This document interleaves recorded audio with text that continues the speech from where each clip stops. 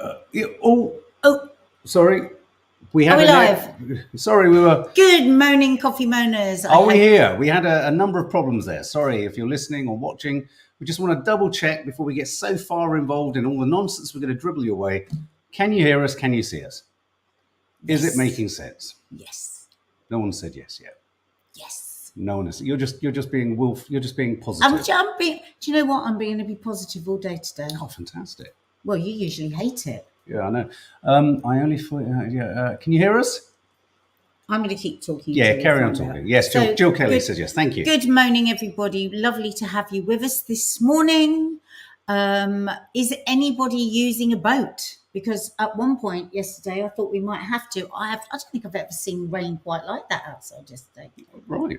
It was before. Phenomenal yesterday. It was crazy. It was sleet and hail. We had hail at one point.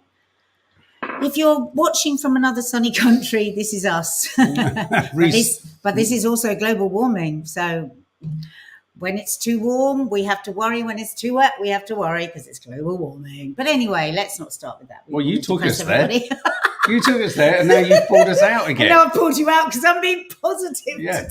Yeah, well, you weren't though, were you? No, I wasn't. No, well, we started our day with a green juice.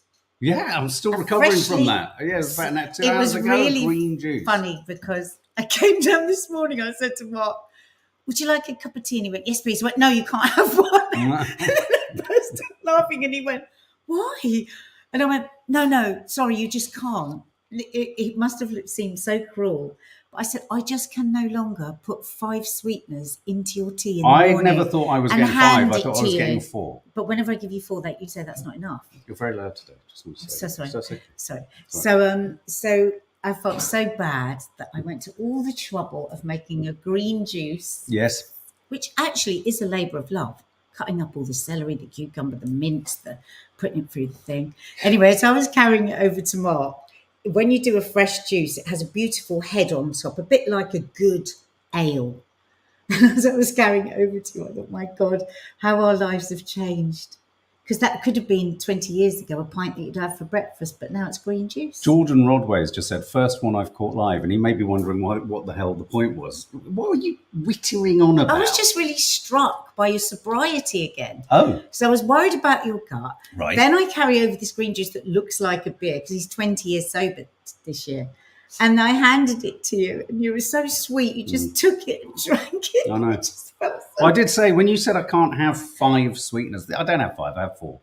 That's how many I put in my tea. That's how many I put in. But when you said I couldn't have my tea, I did feel slightly aggrieved. Oh, no, your little face. I did feel like, God almighty, am I not even allowed that little joy? But then you just accepted it all. You sat there with the green juice. Yeah. But it was lovely. It was. And do you feel fantastic now? And not as great as I do with a ginger shot or a turmeric shot up the arse. Mark, okay, right. No, not necessary. Right. Well, so it today, depends how low you're feeling. We're going to be talking about the fact that not just but that whole thing of when is the right time to accept that you have to cut your hair. God, it's very serious. Because it's really upset me. No. And then, go on, you carry on. Oh, dear. You're right. No, it's just I can't see. Oh, I see. Right. So I thought you were having a moment. I've popped Labour Hope in the title. Yes. Now, I don't want it to be said that, we have just simply been, we have been down on Labour, and I will never be able to bridge that divide between their attitude, their go slow, their appeasement, their mealy-mouthed refusal to call for a demonstrative ceasefire, hold Israel accountable, and also, more importantly, whilst also condemning October the 7th, acknowledging that all of this terrible horror has spun out of years and years and years of apartheid and illegal occupation. So putting all that to one side, it's quite a big thing, and I can't, which is why we didn't vote for them. So before anyone goes, I thought you'd had it. We didn't vote for them, we voted green. I do think it's important to ask the question, has change brought some hope? Because what we want to say is we want Labour or whatever government had got in to do well. There is no one part of us that wants to be like, we don't want to keep being angry with Kieran, with the Labour Party. We want to be going, because we are, we're socialists. We're Labour people. This is our. As Faith Goodman says, think we're better off with Labour than another 5 years of Conservative. Well, 100%. 1,000%. But so will be excited by everything that excites us. And today, there's already been some good things if they carry through. So we're excited about that. So we're going to talk about that. Talk about Labour hope. Too old for long hair. That's the question I've put in the title, and I didn't realise it was such a sore topic for women over a certain age. We'll talk about that. The Lancet, if you don't know what the Lancet is, it's probably the world's most reputable and highly admired and oldest medical journal. So when it says peer-reviewed, and usually, often in breakthroughs in medicine, breakthroughs in discovery, diagnosis, and all this kind of thing, if people say the Lancet says, everyone kind of bows down and goes, flipping out, all right, because they're not politicized. They simply say it as it is. Except a couple of months ago, they did an appalling piece on the menopause, I have to say. So there you go. Not everyone is perfect, but maybe I don't know. Maybe the guy who wrote it's wife was feeling menopausal. I don't know. And finally, the joys and the perils of fame. Well, really, it's just the joys of fame. This is Kevin Bacon, which we talked about briefly in the No Name Sunday show yesterday, and it sort of tickled your fancy. And I think there's a little bit more to be said about this, and we will touch upon Love Island, Zoe, absolutely. There's a little bit more. Was it not on the Saturday show? No, it was on the Sunday Papers. No, it was on the Sunday show. And no, you're right. Maybe it was the Saturday Papers. But yeah, I think there's a little bit more to be had in that, because I just think it's hysterical. For those of you who don't know, he went incognito. He got prosthetic makeup artists to make him disappear and become normal, and he didn't like it. So we're going to talk about that because I think that's quite funny. And we got. He didn't want to be an earthling. Yeah, he didn't want anonymity after 6 seconds. So, and I've got a couple of clips at the end to share with you, which theoretically should be funny, but one of them is. So what should we start with? Your hair. Let's start with hair. Okay, let's start with hair. Hair today, gone tomorrow. Literally. So I've always had from long hair hair to eternity, right? Years ago, I had my hair cut short, didn't I? When that hairdresser just did it, and I hated it. God, it was a weird period. Can I just pause for a moment? It was a very odd time. It was really odd. But my hair, as you know, I do have the balding gene, inherited from either my mum or my dad. I don't know. So my hair has been thinning for over a long period of time. Everybody always says to me, "Yeah, but your hair, it's so thick. You see, Mark, don't you, when it's wet? In a ponytail, it'd be about that much. It's because I've got curly hair, it helps." Anyway, so it's been because it's thinning so much, been looking really raggedy down here. Anyway, my lovely friend Simone, who cuts my hair, she's just been gradually helping me with this without me really knowing, and taking more and more off. Now, so, I've got a bit more of a fringe. I've got this. I think it's a lovely cut. Our daughters love it. And yet, I was like, okay, running parallel with this, my beautiful friend Hannah is losing her hair due to her cancer treatment. And Hannah never complains or moans about anything. She's quite extraordinary. In fact, rather frustratingly, because she's such a beautiful person, she apologises for everything. She's so bizarre. But whilst we were away,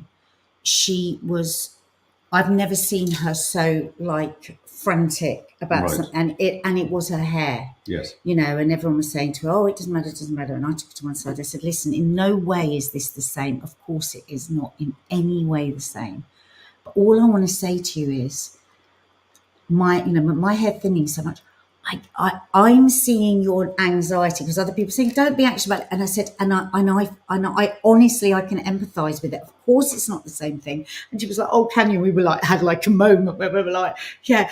And I felt like I shouldn't really say anything, because when people lose their hair completely. But I also don't believe in that, because I think everybody's own experience, their own experience. And the thing is, I feel like I feel like I've got to change my name. When I said this to Mark, he went, "Yeah, to Kevin Keegan." No, but I feel like I'm like Kevin Keegan. Hang on, that was the height of jest and bounce. No, but you tapped into something that I'm feeling. Let me explain. I feel like Kevin Keegan. Have you got a photo of Kevin Keegan? No, I wish I had, though. I'm going to find one. When I said that, I was referring. Said it straight away. Hang on. I think your hair looks sensational, and I was saying this in reference, actually, back to this period of time where you had your hair cut much shorter than it is now, actually. And it was tight. It was like a tight perm. And, you know, she not That's only... Kevin Keegan. He's right. I do look like Kevin Keegan. I do, darling. I do. Oh, thank goodness it's not. I do look like... No, because I knew it was the truth when you said it. So the thing is, okay, my hair... Who is Kevin Keegan? This isn't... She's a footballer. He used to be an England footballer. And he had a tight perm. Now, actually, look. I don't know if he had had it. I go any short. I do. I look exactly like him. Oh, my God. Look. Oh, no, hang on. Look. Yeah, no, there's the other one. Looks like the other Dad. one. Pop in Harry Enfield's. No, Harry Enfield's Liverpudlian. So the thing is, it's not about... My hair looks nice. My hair as an individual thing looks like... It's not about that. It's about me feeling like I'm so happy that I'm going to be 60 this year. I feel so lucky to be 60. You know, all of that. But it's just... Oh, is that my dad? Yeah. Oh my God, there's an exact photo like that of my dad. This is Harry Enfield as a Liverpudlian. Oh my God, I've got to find my dad. Hang on. Hang on, I can. There's a photo of him because he's in a film. Look, he looks exactly like that. Look, there. Wait, keep that photo no, up. hang on. There he is with you and Dina. Oh my God, I thought it was me. Hit my dad again. Hang on. Oh my God. Look, now it says you in Second Thoughts. Look. Hang on. Oh, where is he? Oh, I've got to find that. Oh, you're not going to photo. find it now. Come on. Oh my God. Can you find it while I just finish saying this thing? Oh, hang on. There. Oh. Look. Here. Look. Turn the brightness it's up. in the Sweeney. Look. Put that man up. Yes. We look like family. I've also noticed that Harry Enfield looks remarkably like Daniel Radcliffe with a wig on there. Look. That's my dad. Nice. In the Sweeney film. Wow. And I think that's it. I feel Sorry to the Liverpudlians. It was Harry Enfield who did the joke. I feel like I feel Emasculated? I feel grown up. Grown up? I feel like I would have a car with keys when I go beep beep beep and I'd get into it. I feel like I'd have napkins rolled up in the cupboard. Can I just... I hear you. Napkins, look, you have got napkins, but not folded up. No, that's what I mean, folded up. On a pile on the floor in there. Yes, in colours, and we'd know it. I feel done. I feel done. Like, whenever I've gone to the hairdresser, I've always said to them, oh, no, don't dry it. And they're like, what, you're going to go out with it wet? And I was like, yeah, because I don't like to be done. You know, like you don't like me to be done on loose women. You don't. No. I don't like it when you go to have your hair cut and they do this kind of the whole kind of. I like, what's all this business with a hairdryer? I don't want my hair to look. So I feel like a grown up, and I feel like Thank you. I feel like a mature woman. I've always had a bit of a soft spot for Kevin, and so I like playing footy with you in the bathroom, in the bedroom. You don't like the fringe. Hang on, is it a fringe? Yeah. Yeah, but it's a very sort of messy fringe. It's like spaghetti fringe. That's nice. I like that. It looks lovely. He's so lying. No, I'm not. Can I just say something? Is this just not what happens to everyone? Yes, I mean, I can't now, you know, we all have receding hairlines. I can't now have, you know, happy Monday curtains. Yeah. Otherwise, they kind of tip off the but front like an Oompa Loompa. Because I actually am very positive about getting older and stuff. But this bit. This is a journey, isn't it? This bit, I find a hurdle. I'm working through it. I'm finding gratitude. That curl looks like a pig's tail, doesn't it? If you put an anus under your nose. Now you're saying I look like a pig's anus. This is not helping. But anyway. What is this thing about older women and shall we show some photos of women with long hair? Because there is this thing. I think you do have to let go of your old hairstyles, and it's really difficult to do. Yeah. And I know a couple of people. There's Andy McDowell. Well, I mean, if my hair was still looking as thick as that looks great. But she's been done. But earlier today, when I looked at some of these women who are famous, I said, but how do you know if they're not just having extensions put in? And you said... No, but it's not about... You got really angry with me. No, I didn't. No, you did. You went, it's not about extensions. And I sat there going, I can't have a fucking tea with sweeteners. It's not about extensions. your point is that it doesn't look good to have long hair regardless of real or not. Is that right? There's always been this thing that once you get to a certain age, long hair starts to look silly, right? Right. Like you get to a certain age, you shouldn't wear mini skirts. You get to a certain age, you shouldn't wear this. And that is actually conditioning that we've had. You know, it's another thing that women aren't supposed to do. Whereas I think do whatever you want to do. Why is that? But for me, it's gone in deep. I've got a theory. Where I was looking at myself in the mirror, I kept saying, "Are you doing that thing, Nadia, where you are now you should be having short hair?" Do you know what I mean? Because it's not Helen Mirren that. Is it because it tapers to such thinness at the end? Because all hair does that. That's my thing. But you see, Joe Wicks's does that when he takes it, unlocks it in that wonderful hit that I do, and he farts. He unlocks it, bounces it, and you think, "Oh, okay, you've got a few split hairs there." It's just the next. It's just a step. I've got a theory. A step. I've got a theory. The reason I think older women begin to look a bit strange with longer hair. I don't think Matt Smith suits long hair, actually, in House of the Dragon, episode 4 tonight. Watch our review. It's a bit like men who still have got their long sort of like headbanging hair. It's the astonishing fact. So, for example, I'm trying to think, what's the name of the guy, the comedian who plays a guitar, one Strictly, who have long hair but are bald. I mean, that's an astonishing conflation of two completely contrary conditions. Ed Harris in the recent film Love Lies Bleeding has the longest head of hair, but no hair on his head. Riddle me that one. The Country Pumpkin. I'm 37. My hair is locked up and down to my bum. Oh, I'm so jealous. Bill Bailey, I won't be changing my style as I get older. Do you think part of it's to do with that? When women get very old, they begin to look like their dad, so it looks like an old man with a wig on. Oh, that's quite a thing to say. No, I'm not saying. I mean, we all look like our parents. It's like we've got to this. What are you doing? I'm just trying to. Yeah, but you've got to get that down, and then you've got to go down.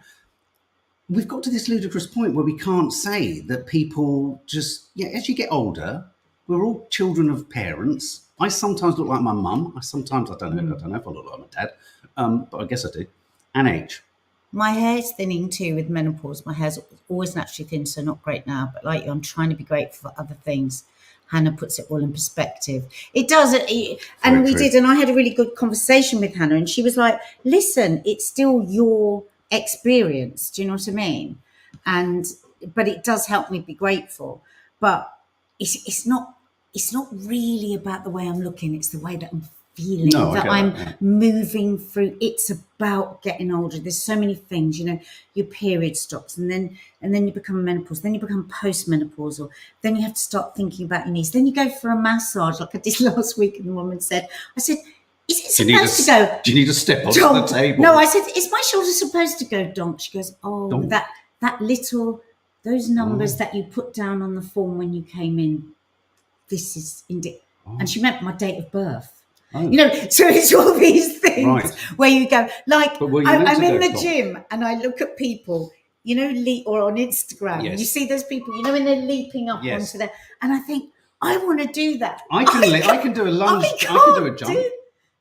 You can. I can do We're not talking about you. No. But can I just say, you're 6 years older than me, younger than me. Can I just say that? I mean, there are moments. I mean, look, all people's hair thins as they get older. Hang on, I've gone off here. I'm saying it's all these things, like running as fast as you can. It's like the step of acceptance. What do you accept and what do you fight against? And I've been trying to fight against it, and now I have to accept it. I nearly got arrested the other day because I couldn't stop looking at you on the cycling machine. I think no one knew I was connected with you. It was you kept moving behind me. I didn't keep moving. You were behind me. It was your husband, and I thought, God, she looks fantastic on that cycling bike. But I would never think that. Isn't that lovely? You feel it. I had a great moment where my barber looked at the sort of, what's it called? This bit here, the crown. Yeah. And he said, you're very lucky. You've got a double crown. He said, you're very lucky. You've got hair growing there. I said, yeah. He said, a lot of men your age haven't. I was like, oh, fantastic. Tracy, I'm only 57. My hair is completely grey. Well, so would my beard. I dye it. I've stopped dyeing. It's taken ages to accept it. Weirdly, people say I look younger. It's that acceptance, isn't it? It's like when people say to me, "Oh, you're so confident with your body." No. I've accepted it. There you go. Miat Fitz wanting to make you feel better. I can do the jump, Nads, just can't hold my bladder. How old are you, Mia? Have you always kept the jump up though? Yes. I don't want to be that. Like, the thing is, can you still skip? So this is really important. What's happening now? I don't want to lose the ability to skip. Right. So keep on skipping. You know the that's a big thing of letting. Don't let go of the skip. The exercises that are most dangerous for the knees. See, now I feel dizzy now I've skipped. Where the knee comes away from the shin a bit, so you put a gap in. Every time that happens, you run the risk of really hurting yourself. Go to the end there. I don't want to skip. No, I don't want you to skip. I want you to do something else. Oh, go to the end. Right. Yeah. And I want you to run using the same arm and leg. Ooh. Go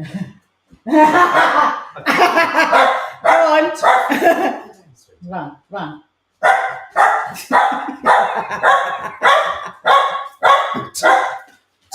Toffee just... That's a leveler, isn't it? Thanks for that. Was that for no purpose other than to make me look like a total dick? I saw someone doing it the other day on Instagram. And his wife was filming him and she was dying with laughter. This thing that Joe Wicks gets you to do, which is really odd, where you have to do this. Yeah.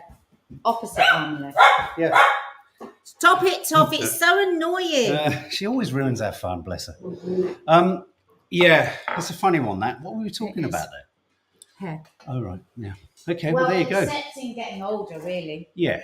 We're getting older. What do you accept and what do you just let go? What do you just try and fight? I mean, I thought that as I got much older, I thought I would grow. I mean, obviously one's eyebrows and that one hair that comes out the ear is an issue. But I thought I'd grow chest hair. I thought I'd grow more back hair. I thought my balls would be hairier. But right, they're not. Shut up. No, but they're not. The last thing we need to talk about now is your balls. I was just saying, I'm just trying to give male examples of those corners of a body. Reece, the only type of news bulletin includes pee in the middle and an excited dog. And his bloody hairy balls. Haven't got hairy balls. Right, carry on. Sorry, news. That is news. Okay, so can you ever be told? Oh, there's just one other. There's one other photo. There's Helen Mirren. That's Meryl Streep. Now you see, I think Meryl would do good with a bit of a chop. Right. But is that my conditioning? Well, look at that. I think look at that. That looks lovely. I mean, that is stunning. Yeah, she's gorgeous. But is it all our conditioning, you know? Oh, older women, you should have your hair cut. Should. Oh, someone's just, who is that? Let's have a look. Oh, Stacey Randall back up to her naughtiness again. Stacey. We're going to put a ban on you. I'm going to call you Racy Stacey because you just don't We're going to put a ban on you, Stacey. Yeah. Oh, Christ. Stacey has bought another 20 memberships for a month. And so if we could just give her all a bit of a heart because it's so lovely Everyone to do send that. her a big but hug. You've got to stop. We're going to put a block on her. Yeah, I'm gonna wrestle you to the ground. You naughty Stacey. What was I going to say? Right, now, I want to ask a yes-no question. Regardless of what you voted, if you can park Gaza and the continuing Zionist kind of inflections of all of our parties to the side, which is hard, do you feel slightly more hopeful now that we have a Labour Party in than you did the day before they got in? Because I think it's really important. Like Nadia said right at the beginning, we've been very clear. We would have voted Labour. The Gaza crisis is too much for us to bear. We stepped towards the Green Party, but we have no vested interest in them not succeeding or not potentially achieving some of the things that under normal circumstances we would have been up for. So today, we want to celebrate every single thing that we feel, you know, is a move forward. Cautiously optimistic. So the fact that the Rwanda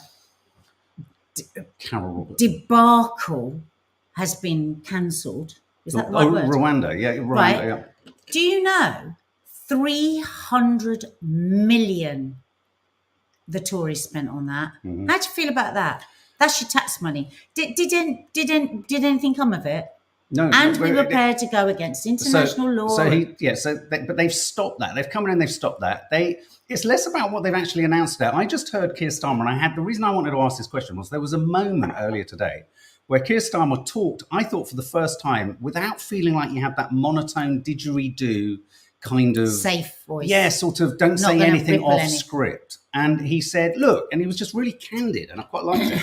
He said, look, we can't sort the fucking prison. He didn't say fucking. We can't sort the prison situation in 24 hours. I can't build a prison tomorrow. But he said we can do A, B, C, and D. We've looked at the books. We've looked at what they started. We looked at what they haven't done. We want to make some difficult decisions about sentencing and how long people stay in prison. And I just thought, oh God, I hope there was a refreshing kind of punchy sense. Not that you sit here wondering at great length about every individual social issue, but there was a moment where I thought, oh, don't need to think about that. That feels like it's kind of being looked after. Do you get me? Yeah. There was a sort of, well, that's kind of got sensible hands on it. Well, also to say that he's going to release, is this fact now, or are they talking about this, release a whole load of prisoners? Yeah, they're looking at reducing I forget the technicalities of it, but it's people can come up for early release at 50 when they've served 50% of their sentence. It's invariably, because we're not talking about extreme cases of violence, etc., and crime, but we're looking at the vast number of people who would normally have their kind of case considered for early release at 50 once they've served 50% of their time. What they're suggesting is that they're going to have to serve only 40% of their time to then come up for release, and that will have a trickle-down effect. I mean, it's kind of modulated, and like you said, we need to build more prisons. And that's, well, yeah, but I think we also need to think about our prison system, which is a disaster. Well, and he talked at great length about disaster. Rehabilitation. Yeah, exactly. And so all of that stuff I really like. I'm a great one for major prison reform. And he also acknowledged the fact that when people go to prison, they end up doing more, breaking the law even more. You build more prisons, you don't put more people in prison. How many times do we hear from people that work in the prison system that we are using the prison system to a large degree for people with serious mental health conditions and addictions, where there's no one to, you know what I'd love to hear? We're going to build more rehab centres. Yeah, well, that's what Faith Goodman was saying. We're going to build more places for women who need to escape from domestic abuse situations. That would be like, wow, because honestly, even more so with women's prisons, though very much in men's prisons as well, so often it's connected to an abusive partner. Right. So root cause, you take a woman away from their children, the children go into care, it's a whole thing rolling on. Oh, we'll have to build more prisons because probably these children that have now been left for something, actually, if they'd helped them on there, are probably going to end up going down the same route. That's what I get excited about, that kind of thing. And I think there's no contradiction and there's no sort of hypocrisy in saying that one disagreed with that, didn't vote for that, but also at the same time can get on board with the feeling. I think MeTube summed it up: the sense that there might be grown-ups running the ship. I think there was a sense. I felt a brief glimpse of feeling the thing I would have felt if they hadn't kind of scuppered the party. The prospects of enjoying their victory with all of their shit around Gaza. I thought, oh, okay, well that feels. I can't get off board with that. That's a good idea. Do you know what I mean? Roach Thomas, they have to address the serious distribution of wealth problems at its root of everything. That's what, absolutely. All these sons of bitches, major corporations that are diddling and daddling the whole time. Well, it's the billionaires. And also the energy windfall taxes, all that kind of stuff. And these people that run the water and pay themselves enormous bonuses and then fill our water with shit. Yeah. Are they going to? I'm so hopeful, all that sort of stuff. And even on this topic, and one has to. This is. I like this. When you have to mention it, you have to mention it. We're going to talk about some really quite serious news statistics or facts from the Lancet about Gaza in a second.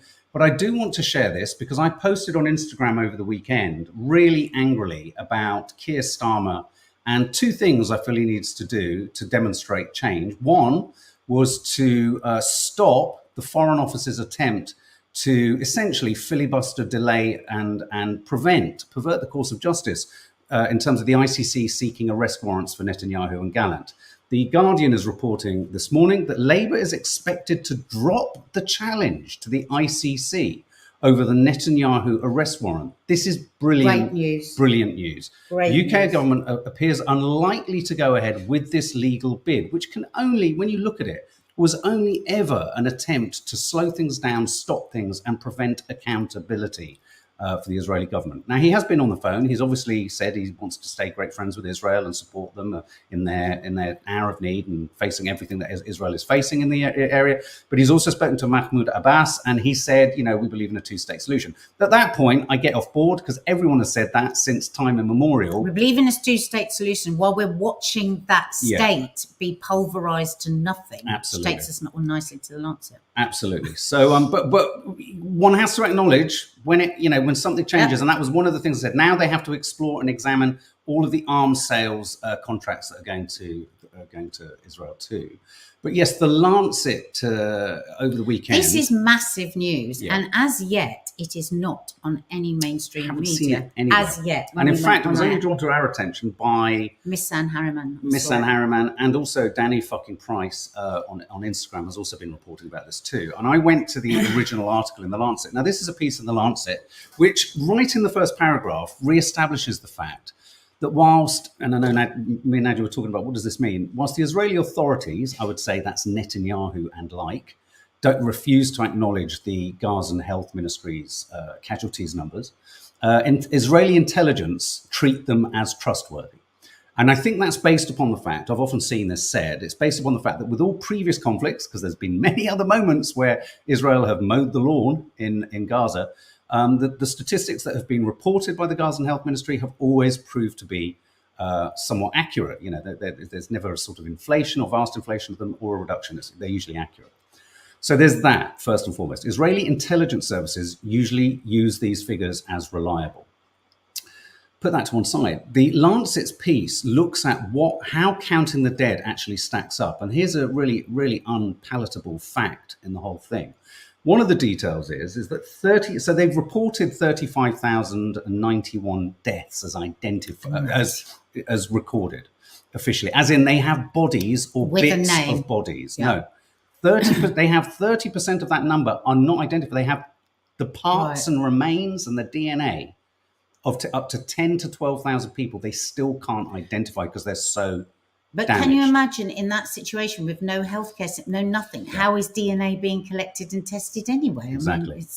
They then this piece published in the Lancet then pushes towards a kind of informed, low-end conservative estimate of what the total casualties in Gaza is likely to be. And they put the number at 186,000.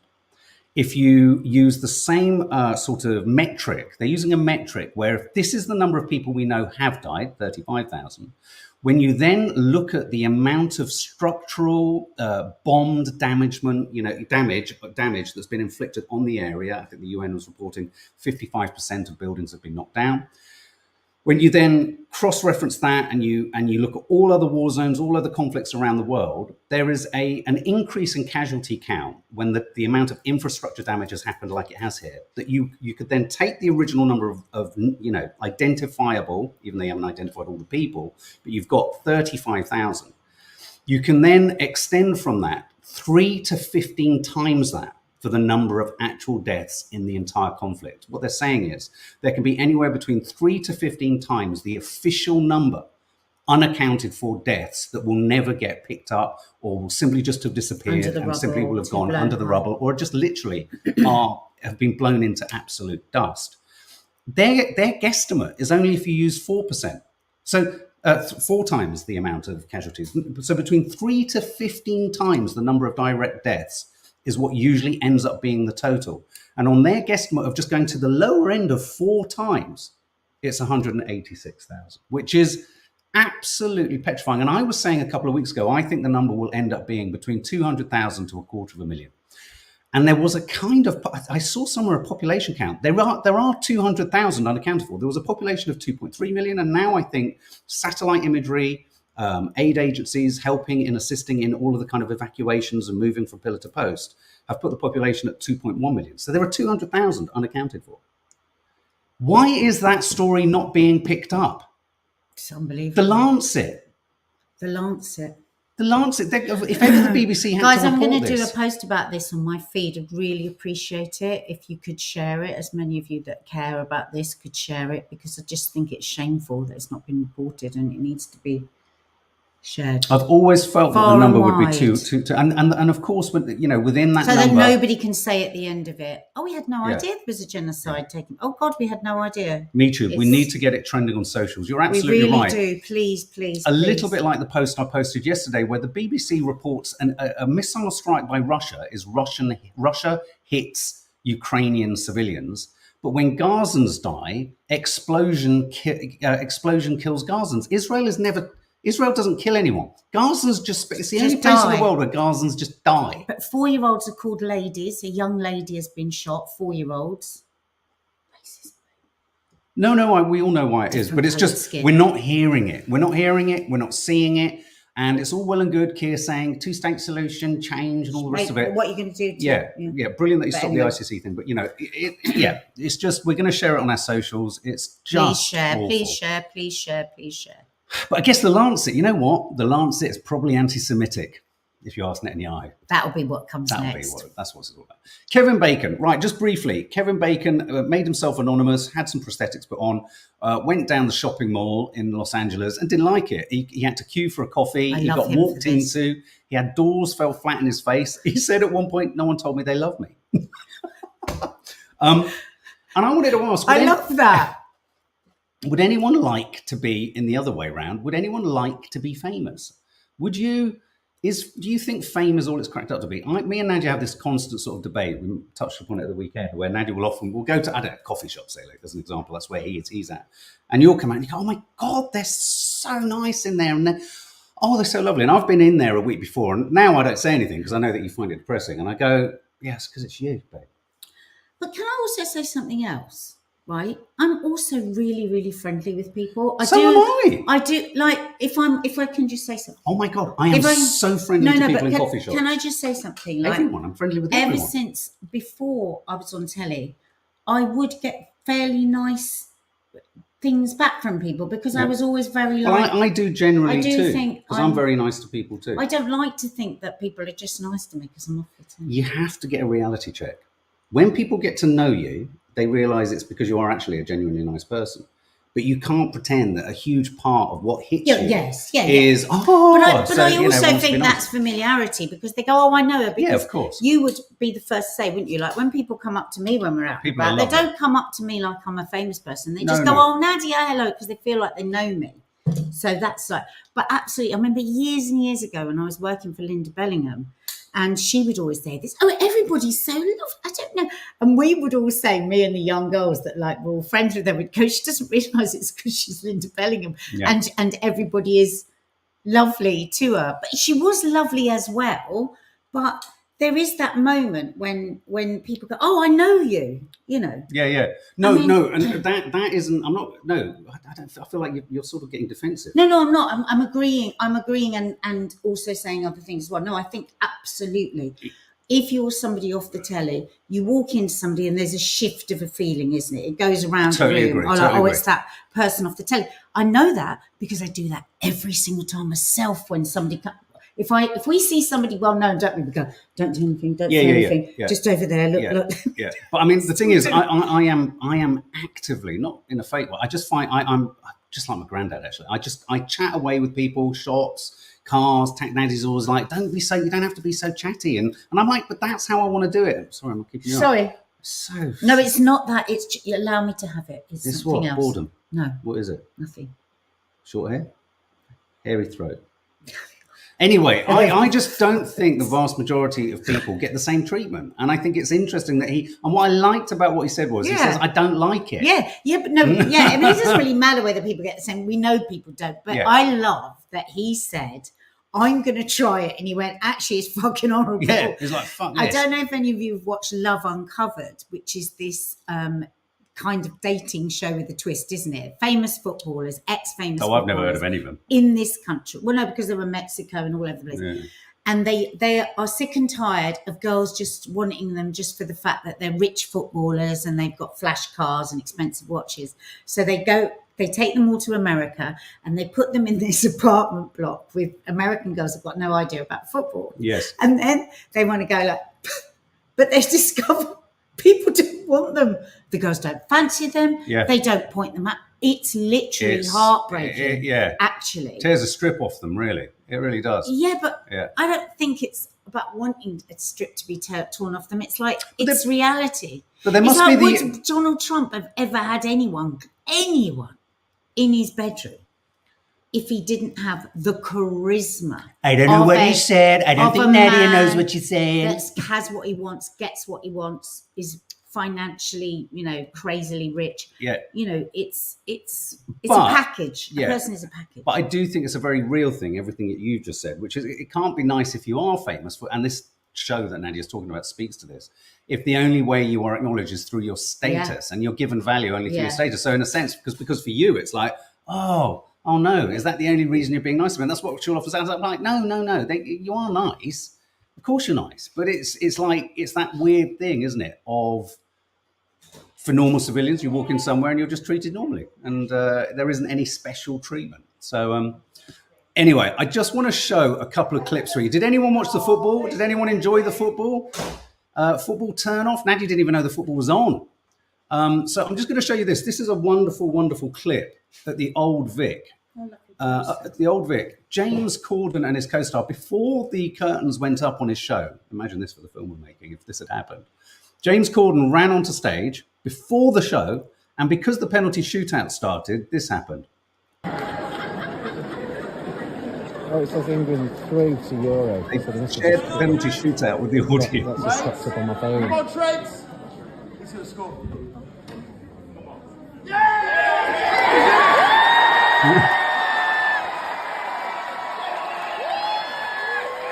No.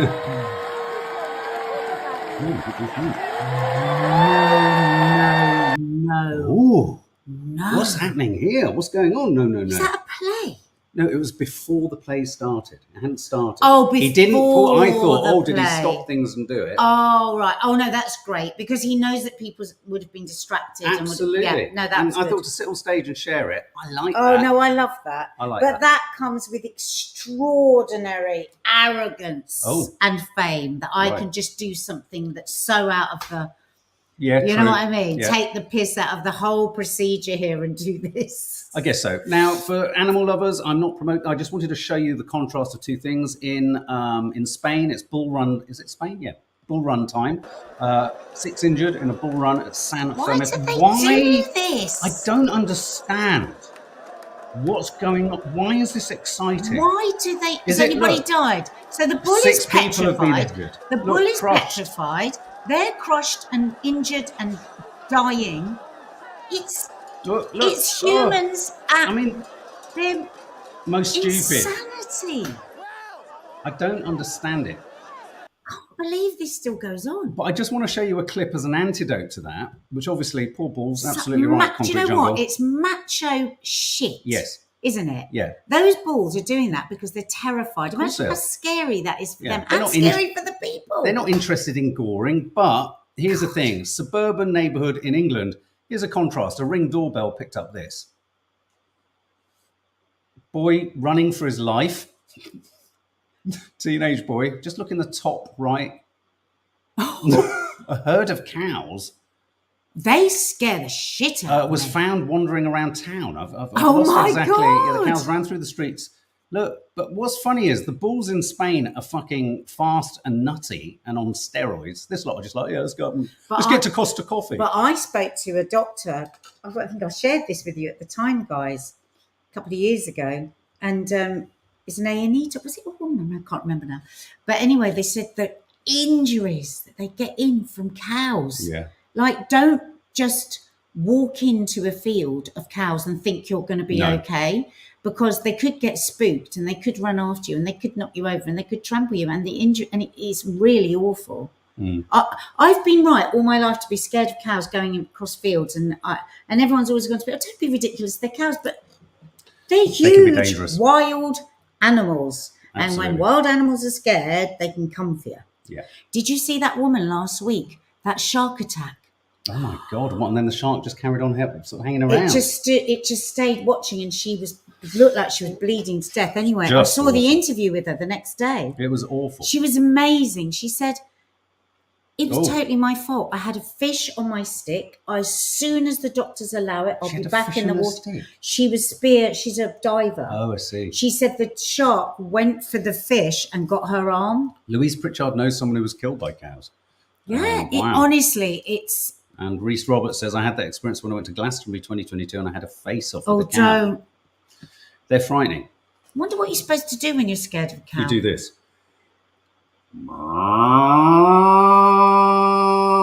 He does the best cow impression. Do one stuck on the fence. No, do the childbirth one. Childbirth cow. Okay, hold on. It's good, isn't it? My dad laughs so much. We must do that for Dad. No, not too loud. I was going to do that. Okay, go on. And this is the lamb kind of going to Costa Coffee. There you go. Walk slowly away, says Faith Goodman. That's exactly what I'm going to do from Nat. Please subscribe and please look out for my post on Instagram and share it if you can.